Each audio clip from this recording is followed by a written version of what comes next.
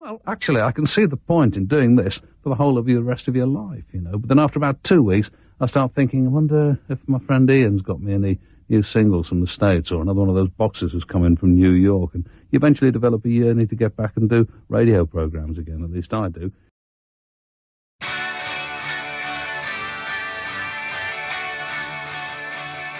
I know you guys did some Peel sessions back in the day, and Pete actually did, I think in 2005, kind of a celebration for John Peel, along with a bunch of other artists, Elton John, a couple folks. But what was it like, I mean, meeting John Peel, performing, doing some Peel sessions, what was that like? Well, that was great because even before the Buzzcocks, John Peel was doing his show, and you'd hear the most obscure things. He'd put whatever he wanted on that show, you know. So it opened your mind to a lot of music, experimental music, all kinds of music. Some of the worst music, and he'd probably admit that you ever heard and shouldn't hear, and some of the greatest things. But you knew from that show you was getting this massive spectrum of things, you know. So that was very inspirational, you know.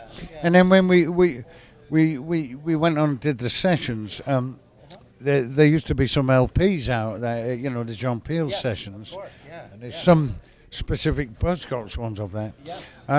But always on that show, if we had like a couple of songs worked out or singles or album tracks, we always did a track, at least one track, that we'd kind of rehearsed but wasn't quite finished. I think one of them was moving away from the pulse beat, and I do all the guitar work, the riffs and that. But I can hear myself on that, still figuring it out. And that was one of the greatest things. It's like, you're making this recording, and you can go in and it's still not quite finished, you know, it's like a bit more freeform. And that was taking the spirit of the show, I thought, you know. And I can hear myself going up and down, like, still figuring out everything. By the time we come to record that song, I had all the solo riffs sorted out. But it's so great to be able to go on that show and thinking, you know what, it doesn't matter on there. And so you also see another side of things with this band, the Buzzcocks, and other bands, you know. Definitely. And definitely an organic aspect to recording in the studio without a lot of production, and it really captures kind of the spirit of the band.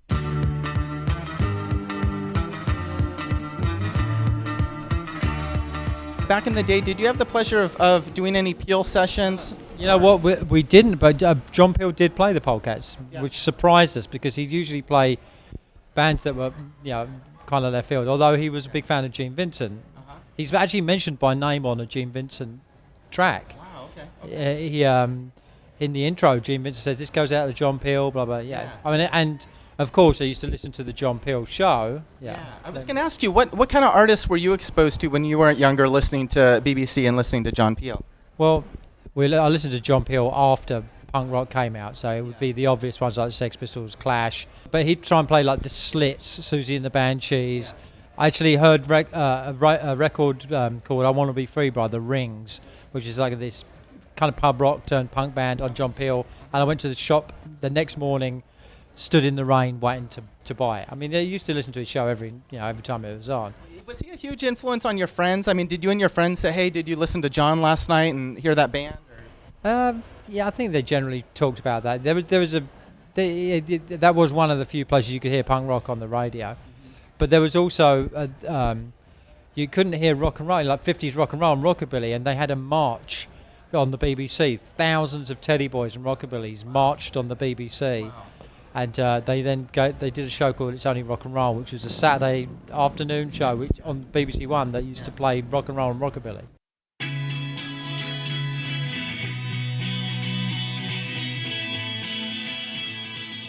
Do you have any good memories of working with John? John Peel was a god for all of us, and it's strange because the Peel sessions, and they were a little tough because there was a notorious Dale Griffin, is maybe his name, who was the drummer of Mott the Hoople.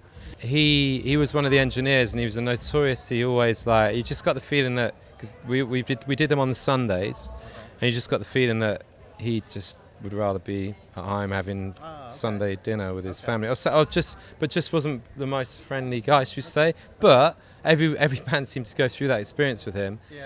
But but in a way, everyone responded and kind of made the sessions work.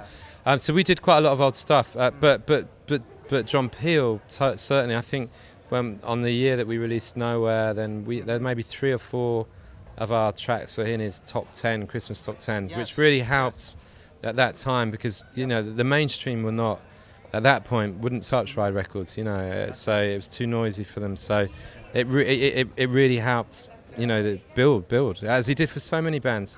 But of course, the Peel sessions in the end, we did things like we covered a Dead Can Dance song, Severance, which you can find. So we used it as a chance to sort of try some odd covers as well as playing some of our own songs, and for sure it turned out great.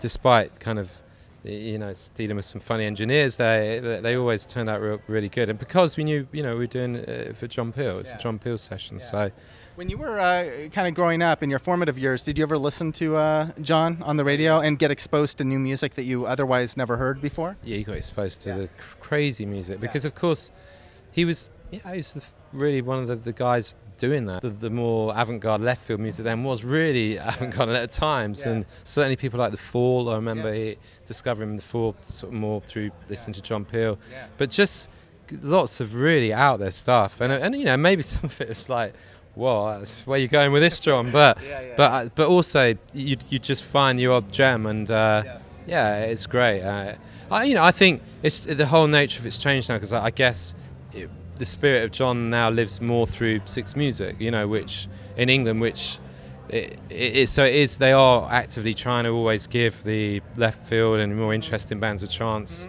So it's very different now, but for sure then he was really one of a kind completely. And it's funny, so it's just to go to Glastonbury at that time in the early days of Glastonbury. It was a great festival, and I'd always see John Peel sort of chomping around in his muddy boots, staggering around through Glastonbury, and I thought that's always good, because it's a guy that just lived for great music and festivals and all that, and that's me really, that's what we all want to do, I think John Peel is certainly any college radio DJ here in America's idol. I mean, we all of us who are music aficionados want to be like John Peel, and it's a testament. I mean, that even though he championed so many artists, and he was pretty humble, in his support, he himself became an icon and somebody that a lot of people revered. And yes, he made a difference, and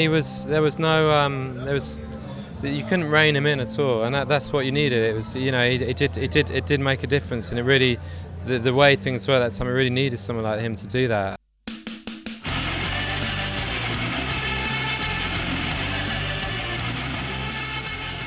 You guys did John Peel sessions, right? I did one. And what was it like doing a John Peel session? You wanted to do John Peel. I mean, when we first started, you sent tapes to John Peel, you write to John Peel. John Peel was the thing to do.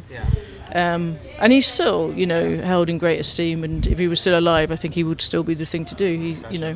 So yeah, definitely. You wrote to him, you sent anything you could to him. So to actually get a session was just brilliant. Wow. Absolutely brilliant. Yeah.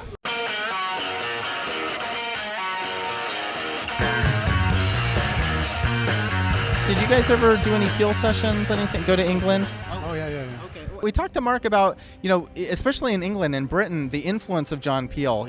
Were you exposed to any music being on this side of the pond? I mean, were you that familiar with some of the classic Peel session recordings? I mean, he did work with the Buzzcocks, a lot of, wonderful, Of course. I mean, the Peel sessions were a big part of your just perception of punk rock, and and he goes way back into 60s music as well, and he was just a very, I love the fact that he really liked the really, what did he like? He liked Extreme Noise Terror and Napalm Death, and he liked real hardcore stuff too, which was kind of cool. It's funny because we've interviewed Mark earlier. I interviewed Tim Polecat from the Polecats, early rockabilly kind of British band, and a lot of people have said that John Peel. I mean, not everything he played was quote good in the opinion of the listeners, but everybody respects the fact that the diversity of musical interests, the stuff that he would expose his audiences to was just stuff that you'd never hear anywhere else, really. No, it's beautiful. I mean, that's the beautiful thing about allowing a DJ to be a DJ, you know, I mean, allowing somebody, an individual, to actually make those kind of choices, because, I mean, especially something like the BBC allowed some, like, kind of guy who's like, I mean, you know, the word maverick is overused, but I do think, like, when you have somebody who's, like, personal tastes, like, I would love that. Like, because to me, like, John Peel, like, that's the kind of taste that I relate to. It means everything. It's like you know, you go from, like, the most tender acoustic stuff to the most balls out, crazy, screaming industrial noise ever, and then you love everything in between. And I think that kind of thinking, you know, it's an individual thing. I mean, and it's something that, like, I wish there was more of that. You know, very, very expansive, I think, would be the term. I think, you know, I mean, it gives a lot of power to, like, a single person, but I think that's it's a beautiful thing. You know, I mean, and Peel is a perfect example of that. And the BBC still to this day have incredible DJs, and they have and they still let people really. There are still people that choose what the hell they want to play, and I love that. Well, thanks very much for listening. Good night.